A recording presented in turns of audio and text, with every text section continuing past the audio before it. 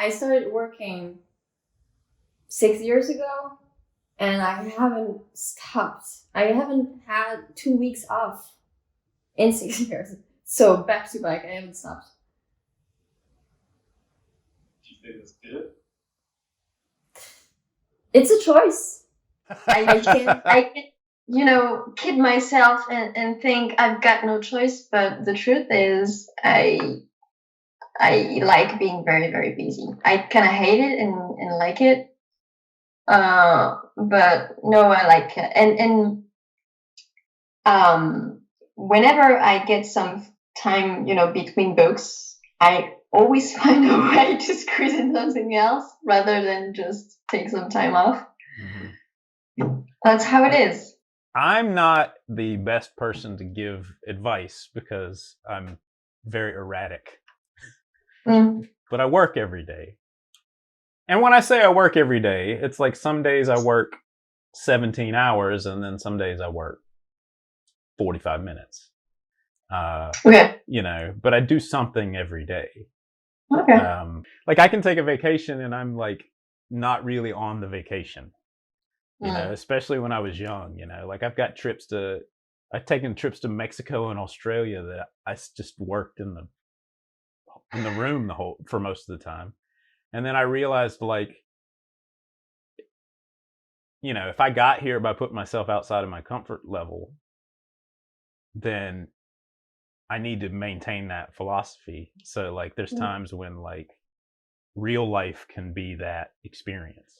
Yeah, and also because there's this with the more and more I'm attracted to the graphic novels kind of publishing schedule, which is less intense and gives you more time to like sit down and think something through. Because you'll have sometimes I'm drawing a page and I've done my page, I cannot go longer, otherwise I'm gonna finish late.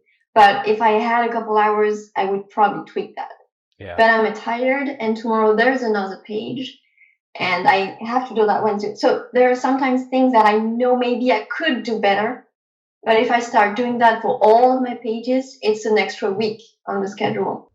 And so more and more, I'm thinking of and part of what the book November was moving away from that monthly schedule, even though we are on a monthly schedule, but we're coming out as graphic novels, to more and more allow myself to take some time off and just think of something, and live life and travel somewhere just for the sake of traveling and to go to a show, and broadening my horizon by allowing myself to have more time off and to spend more time on pages if I need or want to, which as a monthly artist you really don't really have.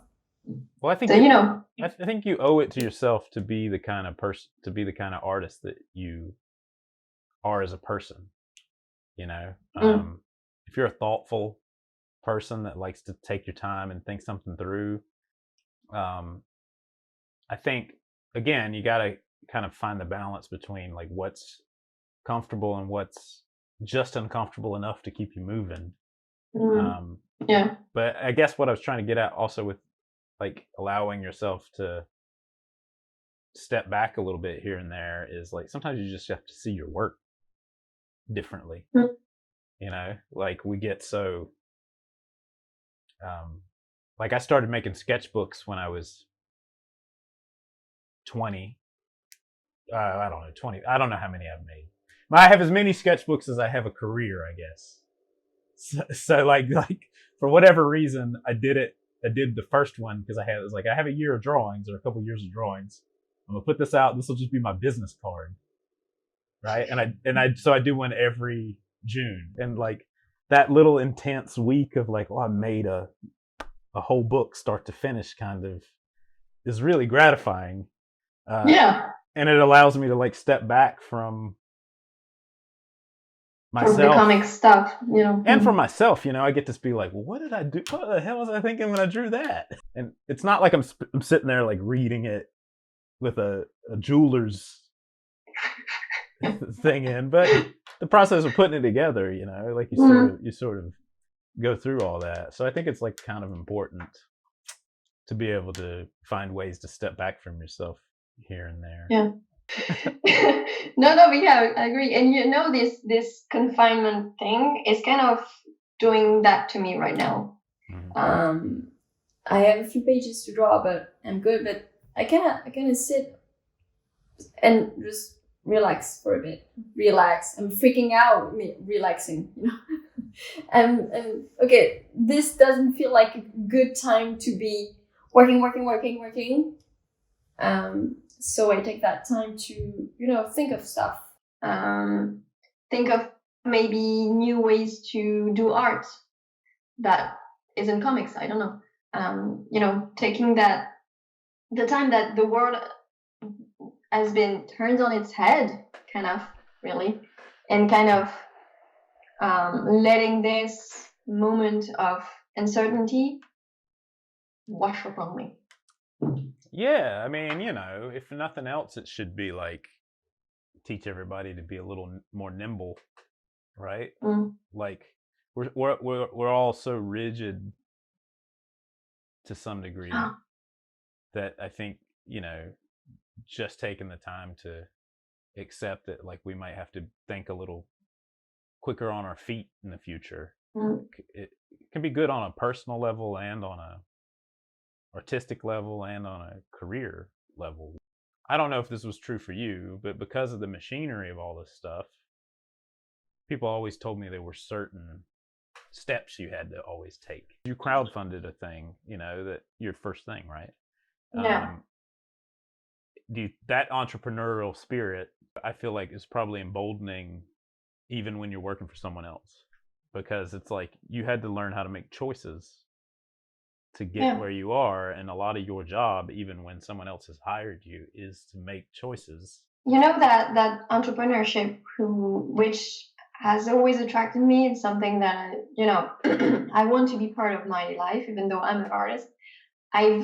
It's more and more important now, and I feel like I want to take back control over almost everything if I can, to, you know, start something from beginning to finish, you know, and not relying on someone else to do it. This was a move that I initiated about a year ago, wanting to draw less and less, you know, licensed stuff. Right. Star Wars is different. Star Wars is this I can still do. I love Star Wars, so but the other stuff, this is not why I went into comics, and it doesn't satisfy my entrepreneurial spirit, I want to say.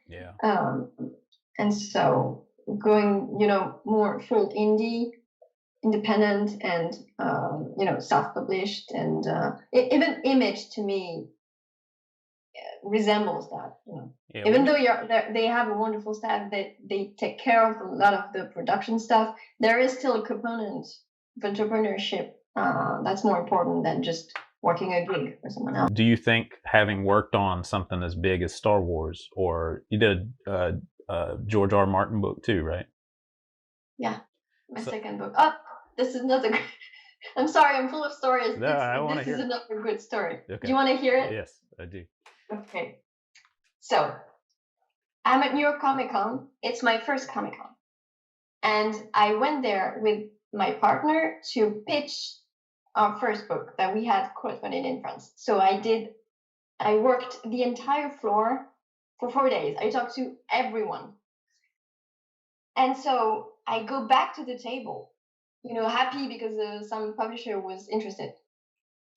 And Pierrick is at the table, and he's like, "Oh my God! Someone just I was like, what? Just tell me what's happening." And he grabs me by the hand and he drags me on the floor. And what's happening? And he stops me in front of a guy. "This is Elsa. Hi." I was like, I don't know who this guy is. And he said, "Oh, Elsa. So would you like to draw a book that's written by George R. Martin?" And right in the center of the alley. Sounds like the Game of Thrones guy. yeah, him. So I was like, yeah, but I was very cautious, you know. I didn't tell anyone, not anyone at the table, not my family, not my friends, not no one, because I thought that someone was playing a very, very terrible prank on me. I thought it was a joke, you know, that someone has set me up. I love that your mind went to that you were getting pranked. Because that seemed more believable than the actual thing, you know. Yeah. He found you online? Yeah, he does that. I don't know if he still does, but he goes online and looks for artists for artists' books. Yeah. Like he's got like a for your brand. Yeah, a fur pelt laptop cover and like a big dragon shaped computer. That's how I imagine it. That's fantastic. I'll tell you some other time, but I got my first job from Matt Groening. And it's a kind of a weirdly similar. It was such a kind thing for him to do. Yeah. You know, he didn't even seem like it was that big of a deal at the time. But it's a little bit like what Charlie, you know. Yeah, I mean, you know, there are some people like that who are at the top of their game, and they still will take the time to talk to people who seem passionate. Yeah. And that, I mean, all the opportunities I got throughout my career was thanks to people like that. Yeah. Well, it's a continuum, right? Like there has to be somebody comes to your table looking for that advice. Yeah. You never know like how good they might be one day. But I think it's important, you know, what somebody's attitude is more than like what their work is. And I always try to ask people like, what do you want out of this? Like, what would you ultimately want to do? You know, and they don't have to have the answer, but like the fact that like if they're searching for one, you know, I think that's usually a better sign. I take a moment to appreciate my life as it is now, and like I got lucky, you know. You got fortunate. That's what somebody told me recently. I think you got to give yourself some credit too. I'm not denying that I put the effort into it, but like I said, without those people who stopped and helped and guided me and got me jobs, and I wouldn't be where I am today. So there's, you know, both of the things are important. To me, it's a little bit like a treasure hunt. It's like Indiana Jones or some shit, right? It's like, yeah, you got lucky when you ducked under that buzzsaw, but the fact that you decided you were going to go looking for that treasure to begin with, is probably the bigger step. That luck is obviously part of the equation, but it's not. It doesn't tell the story, you know. I'll leave you with a joke that I heard Buddy Hackett tell. It was there was a man. He's driving down the road, and he's going about 60 miles an hour, and he looks over out the side of his window, and there's a chicken, three-legged chicken, that's running along the side of the car. And the guy's fascinated. He's like trying to keep up with the chicken, you know. And the chicken hangs a left and goes down this dirt road, so he like, you know, and follows the chicken. And he pulls up on this farm, and a farmer comes out, and the guy gets out of the car, and he's like, holy shit, there was a three-legged chicken that was running like 60 miles an hour. Like, that was unbelievable. And the farmer's like, yep, I'll raise them chickens. And the guy goes, this is amazing. Why would you raise a three-legged chicken? And the guy's like, well, everybody likes chicken, right? What's the best part of a chicken? And the guy's like, the leg. And he goes, right. So sometimes you want a leg. Sometimes maybe your wife wants a leg. And sometimes you got company over. Because this is the craziest idea I've ever heard of. How does it taste? And the farmer says, I don't know, I ain't never caught one.